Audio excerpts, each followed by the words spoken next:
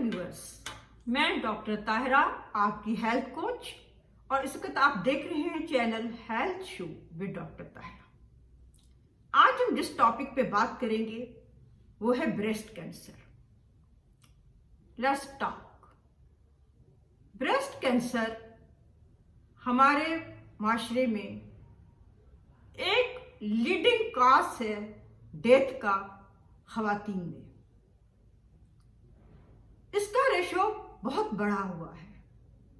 अगर आप देखें कि 8 खवातीन, 8 लेडीज एक जगह बैठी हुई हैं तो उनमें से एक को ब्रेस्ट कैंसर जरूर होगा। ये एक हाई फिगर है, ये एक बढ़ा हुआ रेशो है। ब्रेस्ट कैंसर से हर साल लाखों खवातीन की डेथ हो जाती है। ऐसा क्यों होता है?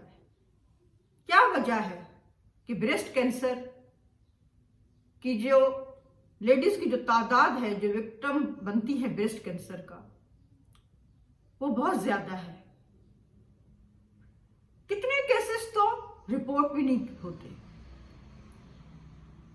ब्रेस्ट कैंसर पे बात करना हमारे माशरे में मुनासिब नहीं समझा जाता।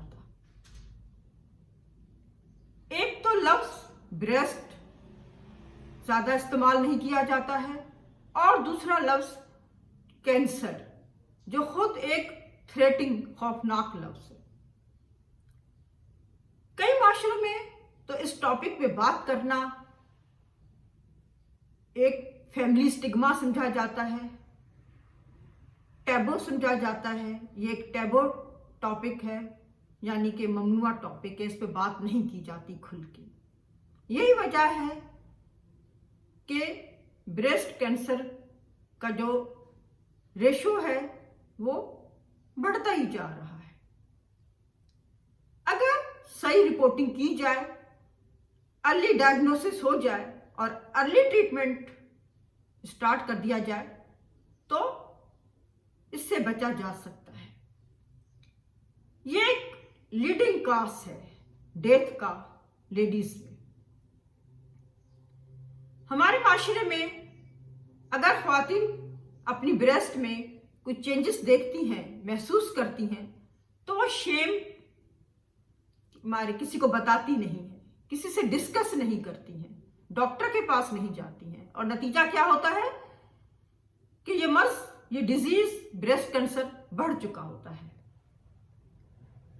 अगर डॉक्टर के पास शुरू में विजिट कर लिया जाए, early diagnosis and early treatment life expectancy जो है वो बढ़ा सकता है। आइए देखते हैं कि ब्रेस्ट कैंसर की क्या अलामात होती हैं। अगर लेडीज अपनी दोनों ब्रेस्ट के साइजेस में कोई डिफरेंस महसूस करती हैं तो उनको कॉन्शियस होना चाहिए। अगर ब्रेस्ट की जो स्किन है, जो जिल्द है, अगर उसमें किसी किस्म की कलर चेंजेस आ रही हैं, कलरेशन जो है उनकी चेंज हो रही है, तो उनको कॉन्शियस होना चाहिए। और देखें कोई गिल्टी तो नहीं बन रही है ब्रेस्ट में, या उनकी जो आर्म पिट है, बगल है, उसमें किसी किस्म की कोई लंप महसूस तो नहीं हो रहा।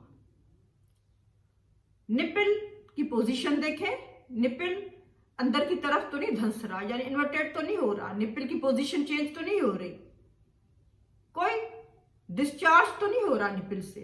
Either it is watery, either it is bloody और पसी, यानी कि वाटरी डिस्चार्ज है या ब्लड आ रहा है या कोई पस आ रही है, it is red flag.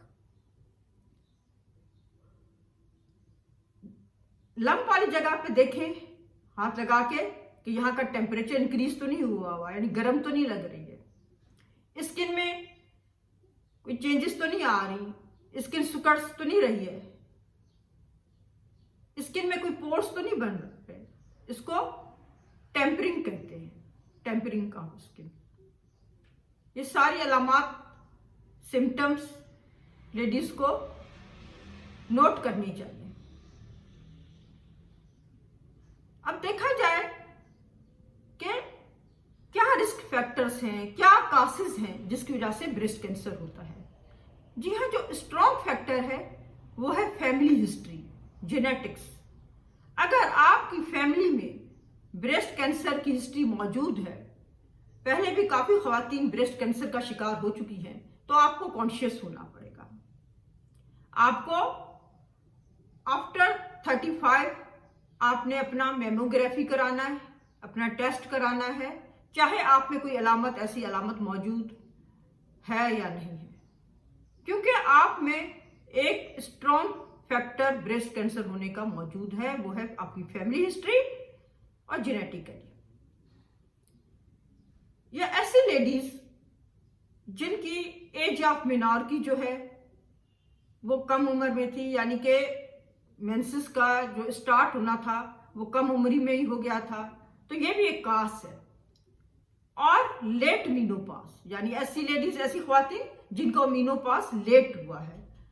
Early मेनॉर्की and let menopause, ये दोनों जो है ये एक स्ट्रॉन्ग कास है ब्रेस्ट कैंसर का, क्योंकि ये ड्यूरेशन इतना ज्यादा होता है हार्मोन्स के साथ एक्सपोजर होने का।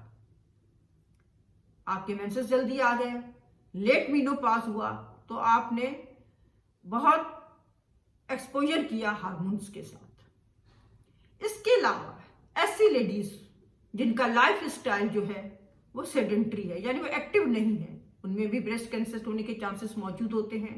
ओबेसिटी है, यानी मोटापा है, स्मोकिंग है, तंबाकू नोशी, या उनका जो लाइफ स्टाइल है या खाने का जो फूड स्टाइल है, क्या खाती हैं, किस तरीके की डाइट है, वो भी काफी इफेक्ट पड़ती है। Fatty foods, junk foods, high cholesterol वाले फूड्स भी ब्रेस्ट कैंसर का बायस बनते हैं। इसके अलावा एंजाइटी, टेंशन, डिप्रेशन, एक स्ट्रेसफुल लाइफ भी ब्रेस्ट कैंसर का कास है। अब देखते हैं कि जो सिम्टम्स हैं वो आपने महसूस किए। आप अब डॉक्टर के पास विजिट करें, डॉक्टर आपका क्लिनिकल एग्जामिनेशन करेंगे और कुछ टेस्ट होते हैं जैसे कि मेमोग्राफी, अल्ट्रासाउंड और एक FNC fine needle cytological test. इसके अलावा MRI, CT स्कैन टेस्ट भी करवाए जाते हैं टू डायग्नोस। जितना अर्ली आपका डायग्नोसिस होगा और जितना जल्दी आपका ट्रीटमेंट स्टार्ट होगा, अगर आपकी इनिशियल स्टेज है कैंसर की, तो इसको कंट्रोल किया जा सकता है और लाइफ एक्सपेक्टेंसी को बढ़ाया जा सकता है। लेकिन अगर आपने डॉक्टर के पास जाने में देर कर दी, आप बहुत लेट स्टेज पे डॉक्टर के पास गए हो, आपके जो डायग्नोसिस हुआ है ब्रेस्ट कैंसर का बहुत लेट हुआ है, तो फिर आपके लिए प्रॉब्लम हो सकता है इस बात में। इसलिए कहते हैं हम कि early diagnosis and early treatment can save the patients life, can increase the life expectancy of the patient. ख्वातीन को every month before menses and after menses अपनी ब्रेस्ट की एग्जामिनेशन करनी चाहिए। अपने हैंड की पाम ब्रेस्ट पे रखें और फील करें कोई लंप तो नहीं है, कोई गिल्टी तो नहीं बन रही है, आर्मपिट में तो कोई गिल्टी नहीं बन रही है।